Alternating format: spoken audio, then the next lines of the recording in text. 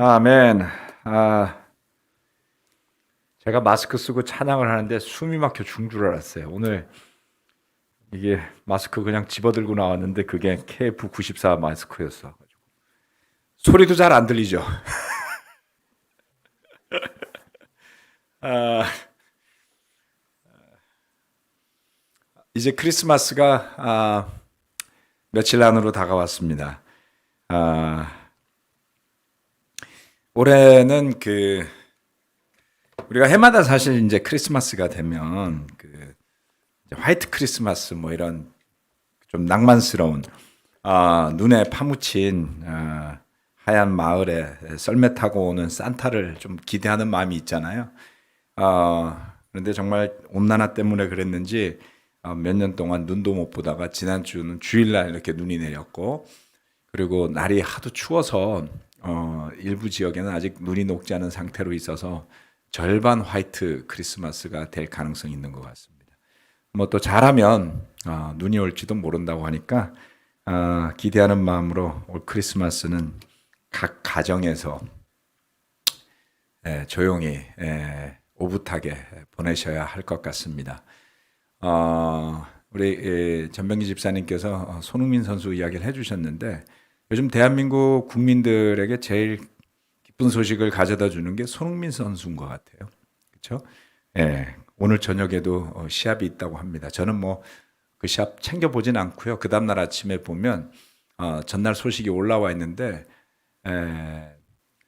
97년도 우리 외환위기 때 박찬호 선수 또 박세리 선수 이런 분들이 국민들에게 정말 큰 위로와 힘을 줬잖아요. 그런 점에서 스포츠 하시는 분들이 정말 애국자들이다. 또 우리 한 국민으로서 참 감탄스럽다. 이런 고마움을 많이 느끼게 됩니다. 코로나 상황이 많이 좋지가 않습니다. 예측은 했지만 역시 겨울 들어서 좀 심해지고 있고, 그런 만큼 우리 형제자매들 아직 우리 잠실교회 안에는 확진자가 없었습니다만은 확률적으로 보면 생겨날 여지 또한 없지 않아 있습니다. 그래서 각자 좀 주의해 주시기를 당부드리고, 오늘 말씀 마리아의 찬양에 대해서 함께 말씀을 드리겠습니다. 올 한 해가 이제 이번 주 예배 그리고 다음 주 주일 예배가 이제 마지막 주일 예배가 되겠네요. 아쉬운 것도 굉장히 많고요. 또 감사한 것도 많은 한 해였습니다. 정말 역사 수업 시간에나 들어봤던 스페인 독감 이야기 같은 것, 그리고 또 뭐 중세 패스트, 흑사병 이런 이야기들을 들을 때마다 어땠을까 이런 생각을 하곤 했는데, 그런 일을 참 이렇게 기술과 과학과 의술이 발달된 21세기에 맞닥뜨리게 되었을 때 우리가 느끼는 어떤 혼란, 혼동, 이런 것들이 굉장히 컸던 것 같습니다.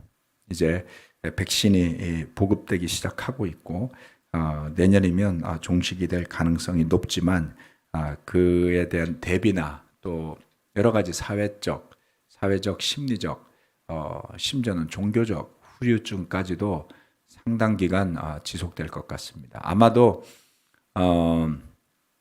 코로나가 종식이 되더라도 우리 잠실 예배당 좁잖아요.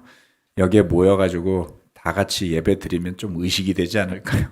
기쁘고 감사하면서도 마스크 안 쓰고 들어서 찬양하면은, 야, 이거 무슨 바이러스, 박테리아 이런 거 옮겨 다니는 거 아니야? 뭐 이런 느낌이 있을 것 같기도 하다는 생각을 해봅니다. 그래서 아무튼 앞으로는 좀 예배당을 널찍이 쓸 수 있는 방안을 미리 생각하고 준비해 볼까 합니다. 크리스마스인데도 우리가 모일 수 없어서 매우 아쉽고요. 또 이번 주에는 크리스마스 예배를 모이는 것 대신에 온 교회가 미리 영상으로 8개 교회 찬양 인도자들 또 우리 목회자들 다 합쳐서 25일 크리스마스 예배를 준비하고 있습니다. 그래서 각 가정에서 여러분 크리스마스 선물이라고 생각하시고 너무너무 멋지게 준비한 예배가 예배를 기대해 주시기를 바라겠습니다. 오늘은 그 전에 마리아의 찬양이라는 제목으로 크리스마스를 대하는 우리의 마음 또 믿음의 준비가 되셨으면 하는 바람으로 말씀 준비해 봤습니다. 누가복음 1장 말씀, 예수님의 탄생에 대한 이야기는 마태복음과 누가복음에 자세히 나옵니다. 그 중에 누가복음은 많은 나레이션들, 그 이야기들이 나오죠. 1장 28절로 31절 말씀을 보면 이렇게 이야기하고 있습니다. 천사가 안으로 들어가서 마리아에게 말하였다. 기뻐하여라, 은혜를 입은 자야, 주님께서 그대와 함께 하신다. 마리아는 그 말을 듣고 몹시 놀라 도대체 그 인사말이 무슨 뜻일까 하고 궁금히 여겼다. 천사가 마리아에게 말하였다. 두려워하지 말아라, 마리아야. 그대는 하나님의 은혜를 입었다. 보아라, 그대가 잉태하여 아들을 낳을 터이니 그의 이름을 예수라고 하여라. 어느 날 요셉과 약혼한 마리아라는 한 젊은 어린 처녀가 천사를 만났습니다. 마리아가 이전에 천사를 만난 적이 있었을까요? 가능성이 희박하지요. 뭐 천사를 만난다 이런 거는 성경에 기록되는 사건들이잖아요. 그렇죠? 그래서 천사를 맞닥뜨린 것만으로도 굉장히 흥분되고 충격적인 그런 상황인데요. 그 상황 속에서 이 천사는 마리아에게 또 엄청난 이야기를 전해줍니다. 이것이 예수님 탄생 이야기의 시작인 것입니다.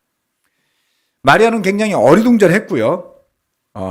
그리고 천사가 그녀에게 지시한 대로, 가르쳐준 대로 그녀는 이윽고 그녀의 친척 중에 임신한 지 6달이 된 엘리사벳을 찾아갑니다.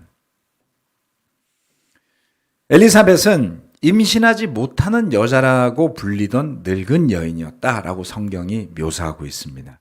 자, 이게 참 당시에도 임신하지 못하는 사람들은 있었던 것 같습니다. 이게 모두가 임신을 하는 것은 아니죠. 그래서 그런 여인들에게는 임신하지 못하는 여자라는 어떤 그 별명이 붙었던 모양이에요. 거기다가 늙은 여자 이렇게 요즘은 늙었다라고 표현하면 좀 이상하지 않나요? 그죠? 혼나죠. 아무튼 성경이 그렇게 이야기하니까 저는 그냥 그대로 묘사하겠습니다. 이게 말이라는 게, 뉘앙스라는 게 시대마다 바뀌기 때문에 참 성경 말씀은 변함없는 바꿀 수가 없잖아요. 그래서 그냥 읽어보겠습니다. 그래서 늙은 여인이었다 이렇게 이야기하고 있습니다. 여기에 두 여인이 등장하는데 한 여자는 임신하지 못하고 늙었던 한 여인이 임신을 하게 된 겁니다. 그러니까 놀랄만한 사건이었죠. 그런데 또 다른 한 여인은 약혼한 상태에서 임신해서도 안 되고요. 할 수도 없는 상황에 처했는데 그 여인이 임신을 하게 된 기묘한 상황이었던 것이죠. 그래서 마리아는 그런 불가사의한 또는 기적적인 상황에서 임신을 한 두 여인이 맞닥뜨린 이야기가 이 누가복음 1장의 하반부에 나오는 이야기들입니다. 첫 번째 마리아의 찬양인데요. 첫 번째 비천함에서 행복함으로라는 포인트를 제가 달아보았습니다. 누가복음 1장 46절에서 49절 말씀까지인데요.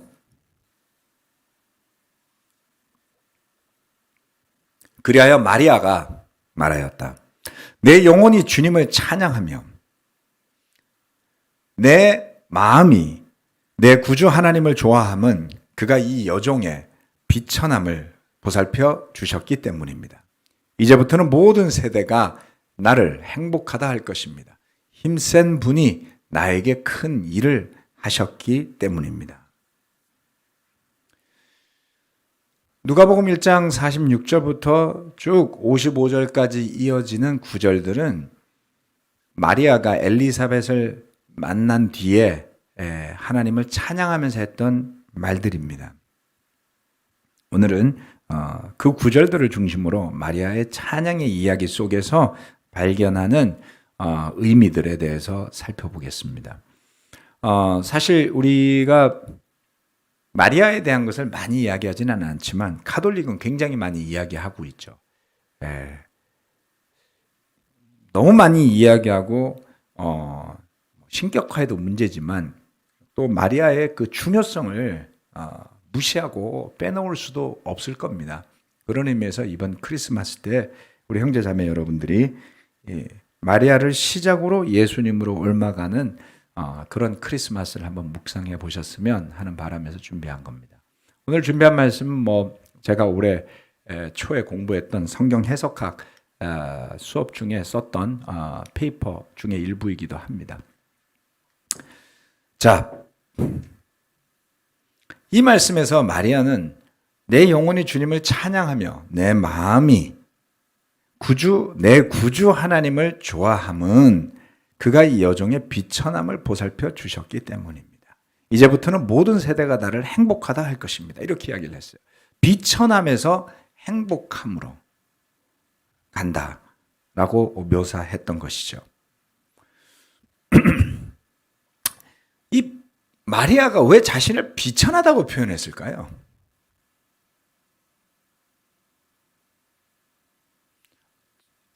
젊을 때가 제일 좋잖아요.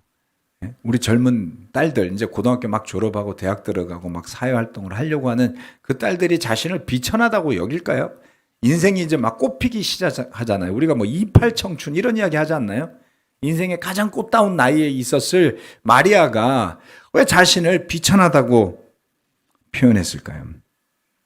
뜻하지 않게 성령으로 잉태한 상황이 주어졌기 때문일까요?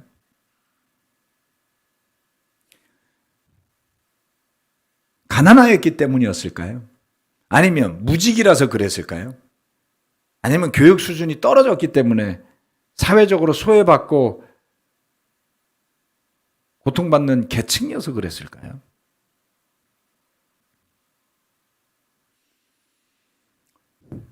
알 수는 없습니다. 네.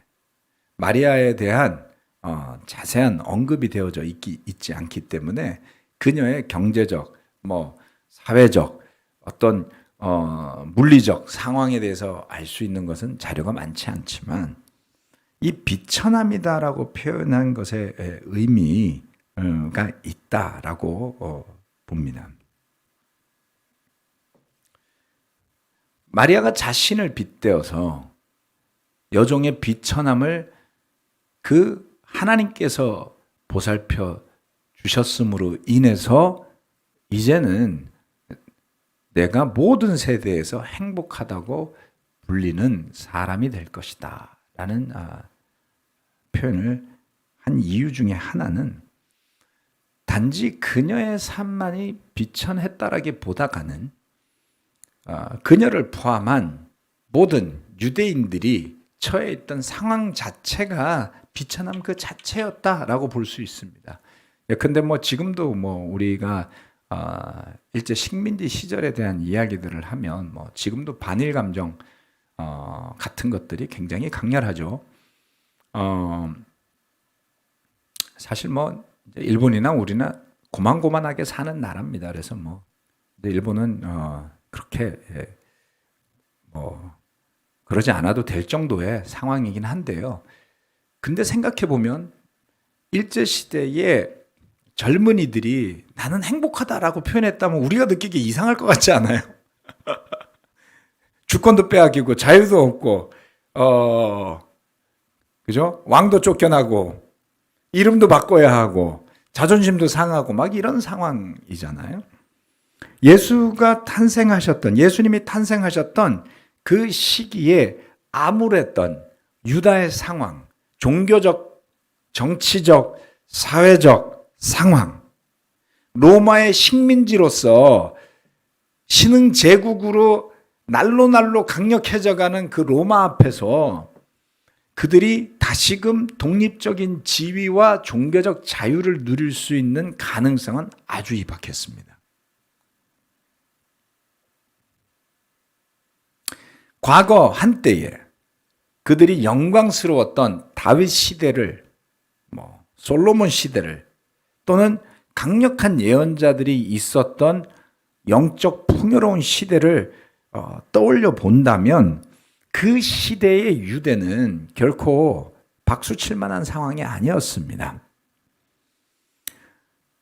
예수님이 탄생 당시에 유다 지역을 다스렸던 왕은 헤롯 대제라고 부르는 헤롯 대왕이라고 부르기도 하죠.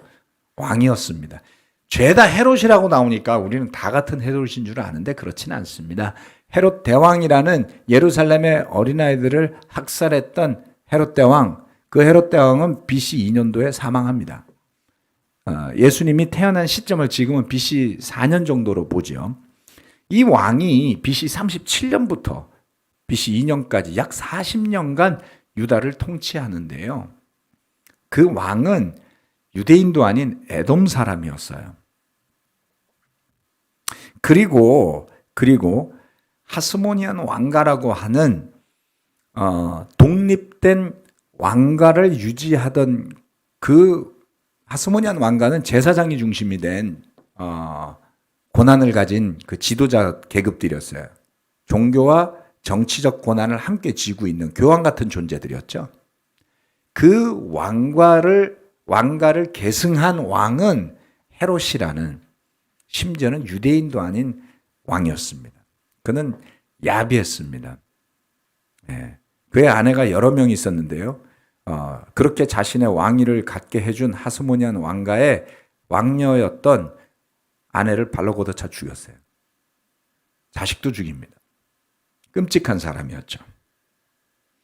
그런 지도자의 통치하에 유대인도 아닌, 다윗의 후손도 아닌, 요즘 표현하면 제가 그런 말 하면 안 되겠네요. 아무튼 시쳇말은 굉장히 강렬해가지고 유튜버들이 하는 이야기라서 저는 생략하겠습니다. 아무튼 그런 왕이라고 서 있으면서 잔혹하고 신앙심이라고는 털끝만도 없으면서 온갖 권력을 누리고 백성 앞에 나서서 성전 앞에서 그 성전을 재건한 게 헤롯 왕이었죠. 뻐기며 살아갈 때 그 유대인들의 마음과 믿음의 상태는 비천함 그 자체다라고 할 수 있었을 것입니다. 그런데 그런 비천함에 처해 있는 그 젊은 마리아를 포함한 동료, 동포, 유대인들의 상황이 행복함으로 옮겨갈 것이다 라는 메시지가 여기에 숨어 있는 것입니다. 왜요? 그것은 로마의 시저가 강력해 보이지만 정말 힘센 분, 힘세다 그러면 이 표현이 조금 그래요. 힘센, 우리나라에서 만든 엔진 발전기 중에 힘센 엔진 뭐 이런 것도 엔진도 있습니다만 그냥 힘세다 그러면은 조금 느낌이 약해 보이지만 강력한 권능, 능력이 있는 그 하나님께서 마리아에게 행했던 일 때문에 이제 그녀는 세대를 넘어서 행복한 사람으로 불리게 될 것을 그녀는 믿게 된 것입니다. 무엇으로? 주님의 축복으로. 무엇으로? 예수 그리스도를 잉태하게 됨으로써.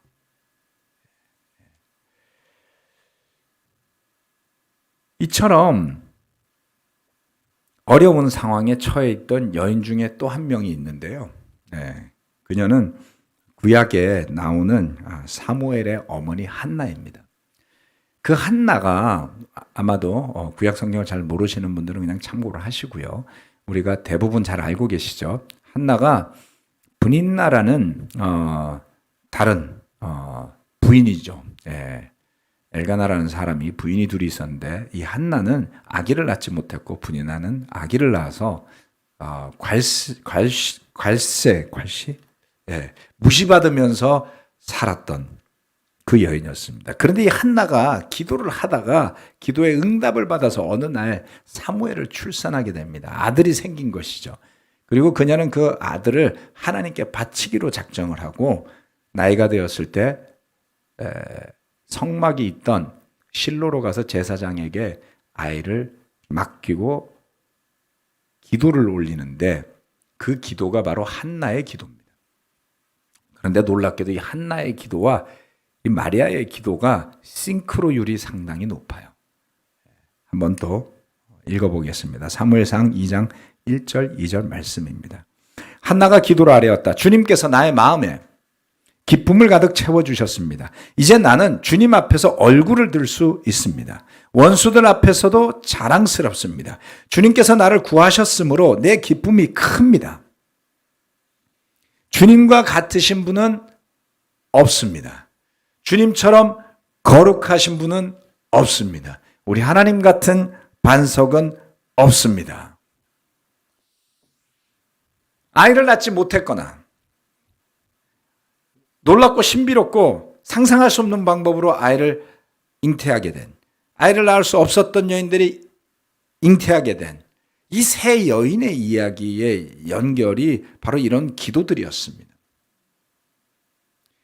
어떻습니까? 무시받고 멸시받고 존재감이 떨어지게 살고 있던 한나가 그 하나님의 축복 가운데 자신감을 회복했어요. 그리고 하나님을 찬양하면서 나를 구원하신 주님 때문에 나의 기쁨이 이와 같이 큽니다 라고 이야기하는 것을 볼 수 있습니다. 비천함에서 행복함으로의 변화는 앞으로 탄생할 예수님이 이 어두운 세상의 모습 또한 비천한 모습이죠. 그 세상에 선포할 복음이 가져올 변화를 뜻하기도 하는 것입니다. 마리아는 이 점을 깨닫게 되었고 찬양으로 그것을 표현한 것이죠. 여러분 크리스마스를 맞이하시면서 여러분의 마음과 신앙과 정신세계는 어떤 상태에 놓여 있습니까? 내가 정말 비천하게 살았지만 주님 때문에 나는 행복한 삶으로 옮겨가 있다라고 여기게 될까요? 아니면 크리스마스를 맞이했는데 자식들한테 선물 사줄 돈이 모자라서 내가 비루하고 고루하구나라고 느끼고 계십니까? 예, 카드로 긁어서라도 선물을 사주십시오. 네, 비천함에서 행복함으로 옮겨가는데 비결은 믿음에 있는 것입니다. 두 번째, 그녀의 마리아의 찬양에서 회복될 이스라엘에 대한 이야기가 나옵니다.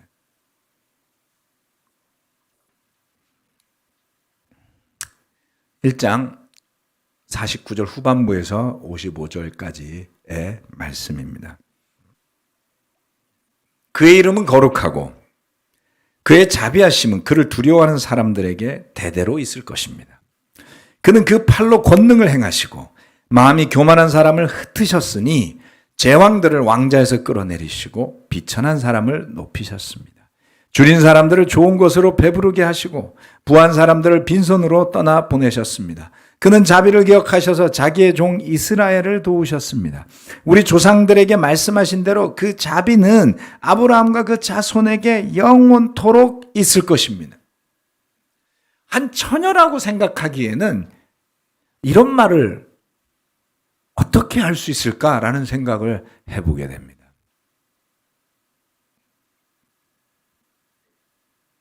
그 하나님의 자비하심이 그를 두려워하는 사람들에게 대대로 있을 것이다. 하나님의 자비하심, 하나님의 은혜로우심이 무엇을 가능케 하는 것일까요? 그 팔에 권능이 있다고 그랬죠. 그런데 그 능력이 있으신 하나님은 이와 같이 하실 것이다 라고 하는 것입니다. 비록 유다의 처지는 비천하였지만 주권을 잃어버리고 하나님이 세우신 왕권이 사라지고 타락한 제사장들이 판을 치는 종교적으로, 정치적으로, 사회적으로 희망이 없던 그 유다의 비천한 처지 가운데도 주님을 두려워하는 경건한 사람들이 있었던 것입니다. 당연히 마리아는 그 중에 한 명이었고 또 세례 요한의 부모였던 사가랴, 제사장으로 섬기고 있었던 양심적인 제사장. 대제사장은 정치적으로 결탁해 있었고 부패한 사람이었지만 그 제사장 가운데는 믿음의 양심을 지키는 사가랴 같은 사람도 있었던 것이죠.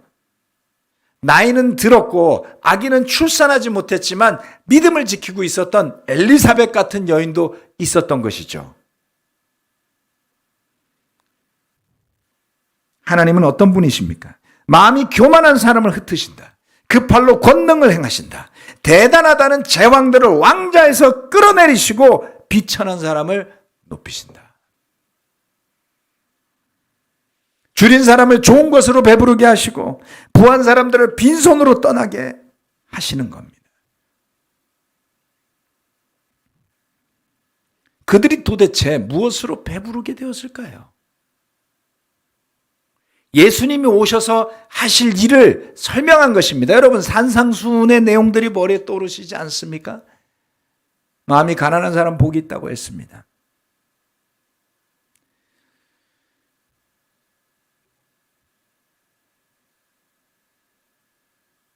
복음이 이 땅에 선포되게 될 때에 세상을 다스리고 지배하던 가치들은 빛을 잃어버리게 되고 이 세상이 무시하던 비천한 가치들이 빛을 발한다 라는 것입니다. 다시 한번 사무엘 상으로 돌아가서 이번에는 한나의 기도를 봅시다. 2절에서 5절 말씀. 주님과 같으신 분은 없습니다. 주님처럼 거룩하신 분은 없습니다. 우리 하나님 같은 반석은 없습니다.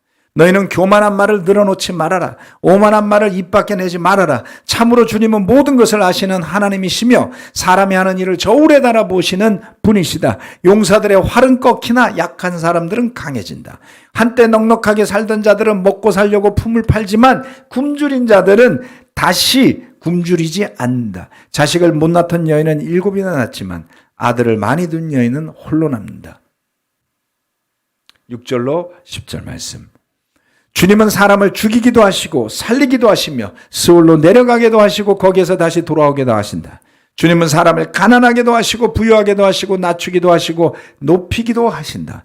가난한 사람을 티끌에서 일으키시며 궁핍한 사람을 거름더미에서 들어 올리셔서 귀한 자 이들과 한자리에 앉게 하시며 영광스러운 자리를 차지하게 하신다. 이 세상을 떠받치고 있는 기초는 모두 주님의 것이다. 그분이 땅 덩어리를 기초 위에 올려놓으셨다. 주님께서는 성도들의 발걸음을 지켜주시며 악인들을 어둠 속에서 멸망시키신다. 사람이 힘으로 이길 수가 없다. 주님께 맞서는 자들은 산산이 깨어질 것이다. 하늘에서 벼락으로 그들을 치실 것이다. 주님께서 땅 끝까지 심판하시고 세우신 왕에게 힘을 주시며 기름 부어 세우신 왕에게 승리를 안겨주실 것이다. 와우! 세우신 왕, 기름 부어 세우신 왕, 그리스도죠. 한나의 기도는 이 마리아의 찬양의 해설서 비슷합니다. 두 이야기 모두 가치가 뒤바뀐 세상에 대한 이야기입니다. 한나 자신이 분인나로부터 받던 멸시와 무시에서 벗어나서 사무엘을 낳고 그를 실로에 있는 제사장 엘리에게 가서 하나님의 집에 약속했던 대로 바친 다음 올린 기도였습니다. 사무엘과 예수님은 온전히 하나님께 드려진 제사장이라는 점에서 유사합니다. 무시받던 한나에게서 아들을 하나님께 바치는 믿음의 여인으로 변화한 것을 이 기도를 통해 우리는 발견할 수 있습니다. 비천하다고 여겼던 마리아가 엄청난 하나님의 도구로 사용됨에 대한 찬양으로 마음이 변화하게 된 것을 이 찬양을 통해 누가복음의 말씀을 통해 발견하게 되는 것입니다. 그리고 마리아는 사라졌던 것처럼 보였던 하나님의 자비가 아브라함의 후손들, 즉 이스라엘에게 다시 회복되어질 것을 믿고 보게 되었습니다. 그의 자비하심, 그의 권능하심, 그것이 무엇을 가능하게 하는 것이겠습니까? 떵떵거리고 사는 사람들, 자기의 세상을 만난 것처럼 권력에 붙어서 사람들을 억압했던 고관들과 그들을 짓누르던 하나님을 알지 못하는 백성 나라였던 로마 제국이요. 하나님의 자비가 그들과 함께하는 것이 아니라 이스라엘을 도우시는 가운데 함께하신다. 여러분, 이스라엘이 여기에 언급이 되어진 것을 주목하셔야지 돼요.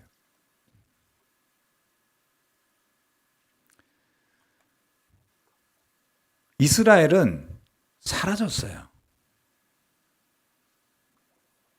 수백 년 전에.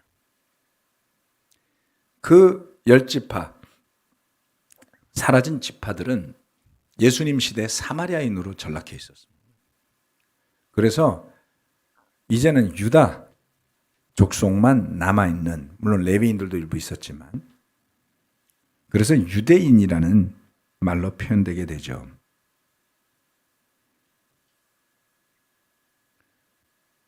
사라지고 혼혈이 된 그 나머지 지파들의 회복이, 그 회복을 말씀하는 걸까요?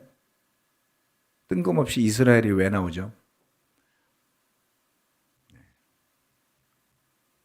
그런 물리적 회복을 이야기하는 걸까요? 그는 자비를 기억하셔서 자기의 종 이스라엘을 도우셨습니다 라고 이야기한 것이죠. 우리 조상들에게 말씀하신 대로 그 자비가 아브라함과 그의 자손에게 영원토록 있을 것이라는 말씀은 바로 예수님을 통해 아브라함의 후손에게 베풀어질 그 자비, 믿음의 후손에게 주어질 것이라는 것을 생각해 볼 수 있습니다. 회복될 이스라엘은 물리적 이스라엘이라는 의미보다가는 이제 태어날 예수 그리스도를 통해 세워질 새로운 하나님의 나라, 믿음의 아브라함의 후손들에 대한 예언인 것입니다.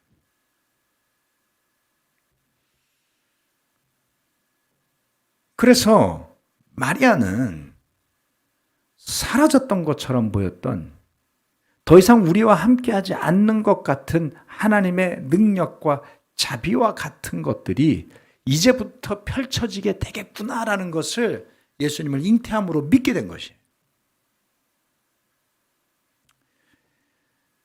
형제자매 여러분, 우리가 진정한 그리스도인으로 살아가려고 하면, 그것을 위해 애쓴다면 피할 수 없는 것 중에 하나가 가치관의 충돌입니다. 내가 숭배하고 내가 높이 여겨왔던 가치들을 버리고 진리의 말씀에 따라 예수 그리스도의 십자가의 희생을 따라 하늘나라를 향한 소망으로 살아가는 삶을 저와 여러분은 선택했습니다. 그것이 우리의 믿음이죠. 그것이 우리가 결정했던, 너무 우리를 강조하시나요? 여러분, 우리가 결정한 거 맞아요. 하지만 겸손해지다 보면 하나님의 은혜 가운데 이렇게 우리를 불러주셨고 예비하셨고 선택했던 거구나, 이런 소리는 나중에 하는 겁니다. 하지만 여러분이 결정했다는 것을 잊으시면 안 돼요. 왜냐요? 우리에게는 날마다 결정이 주어지기 때문에 그렇습니다. 말씀을 묵상할지 말지, 기도할지 말지, 형제자매들과 더불어 영적으로 살아갈지 말지, 우리 자녀들에게 무엇을 가르쳐야 할지, 내가 직장에서 어떻게 행동해야 할지, 내가 세상에서 어떻게 살아야 하는지, 서울의 집을 사야 할지 말지 능력이 돼야죠. 네. 우리는 많은 결정을 하고 살아갑니다. 그런데 우리가 그렇게 믿음으로 세상의 가치를 버리고 복음의 가치, 생명의 가치, 믿음의 가치를 선택했는데, 우리가 접하고 사는 세상은 언뜻 보기에 교만한 사람이 승리하는 세상이에요. 그들이 의기양양해하고 그러한 소수의 권력자들이 포악하게도 사람들을 학살하고 억압하고 이용하고 군림하면서 가지지 못한 굶주린, 내지는 저와 여러분 같은 평범한 일상을 살아가는 사람들로 하여금 상대적 박탈감을 느끼게 하는 일상이 이어진다는 겁니다. 나는 진리를 선택했는데 왜 내 삶은 나아지지 않지? 나는 예수님을 선택했고 그것이 구원이고 그것이 행복이라고 믿었는데 왜 내 삶에 고통스러운 일들이 다가오는 거지? 라는 고민을 누구나 한 번쯤은 해보지 않았을까요? 믿음의 답을 얻으셔야만 합니다. 이와 같은 우리의 이상과 현실의, 믿음의 이상과 현실의 불일치는 저는 이렇게 생각합니다, 여러분. 동의 안 하셔도 좋아요. 우리가 오로지 자기중심적으로 생각하는 신앙에 빠져있기 때문에 일어나는 것이다. 왜요?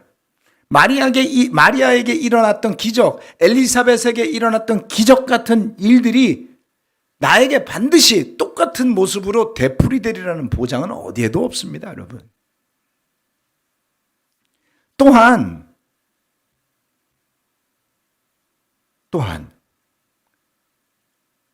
이 이스라엘의 회복을 예언하고 믿었지만 믿음의 눈으로 바라보면 그것이 곧 일어날 일이고 일어났어요. 하지만 자기중심적인 신앙으로 바라봐서 나에게 내가 생각하는 좋은 일이 나타나야만 한다는 기대로 충만해 있는 사람이라면 그것이 의미 있거나 가치 있는 일이 아닐 수도 있는 겁니다, 여러분. 즉, 진리의 토대 위에 서 있고자 하는 저와 여러분이 무엇을 기대하느냐에 따라서 무엇을 결정하고 어떤 믿음으로 나아가느냐가 결국 우리 믿음의 삶의 미래의 분기점이 되는 것이죠. 운명을 갈라놓는 일이 될 수도 있다는 것입니다. 그런 점에서 저는 경각심을 가지고 바라보게 됩니다. 나의 신앙이 오직 나를 중심으로만 생각하는 이기적인 형태에 빠져있지는 않은가. 이 말씀처럼 하나님의 권능하신 능력에 따른 심판들은 늘상 일어났고요. 지금도 진행 중일 겁니다. 힘이나 돈이나 지위나 허용된 지식을 자랑할 이유가 우리에게는 없습니다. 마리아는 상상할 수 없는 상황에 처해 있으면서 믿음 가운데 이와 같은 찬양을 엘리자벳과 나누고 용기 있게 돌아와서 마국간에서 비천하잖아요, 여전히. 베들레헴의 어느 마국간에서 아기 예수를 출산하게 되었던 것이죠. 그것이 복음의 이야기의 시작입니다. 오늘 형제자매 여러분 또는 저는 그보다 훨씬 나은 여건에 살아가고 있습니다. 영적인 눈으로 믿음으로 바라보자면 우리는 이미 행복이 넘치는, 복음이 넘치는, 축복이 넘치는 삶 가운데 있으리라고 저는 믿습니다. 하지만 비천한 곳에서 어떻게 벗어나게 되었는지, 또한 주님께서 회복하여 주실 구원이라는 것이 얼마나 소중하고 의미 있는지를 깊게 되새기는 멋지고 축복된 크리스마스 되시길 바라면서 기도하고 성찬 헌금 하시겠습니다.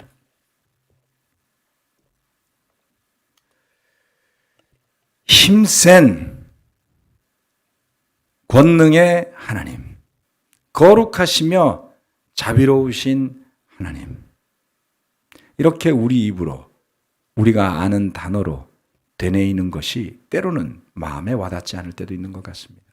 하지만 주님, 그 2000년 전 유다의 산골에 살던 엘리사벳을 찾아간 젊은 마리아의 마음 속에, 생각 속에, 그녀의 신앙 속에 무엇이 있었는지를 이 짧은 구절들을 통해 잠시 살펴보았습니다.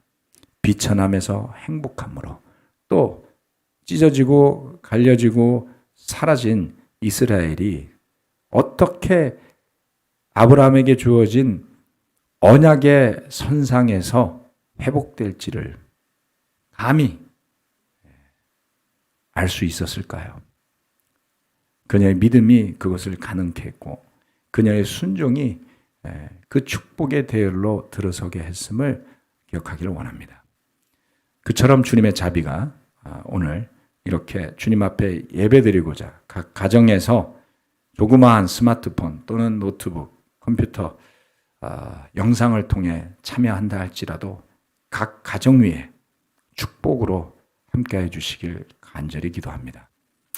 성찬을 나누며 그 행복함이 또 그 구원이 그 회복이 바로 그리스도 예수 안에 있음을 고백하는 시간이 되게 도와주시고 또 어려운 형편 속에서도 준비하고 예비한 헌금들이 오직 주님의 뜻에 합당하게 복음을 전하는 일에 강력하게 쓰일 수 있도록 축복하여 주시길 바라며 예수 그리스도의 이름으로 기도합니다. 아멘. 마치겠습니다.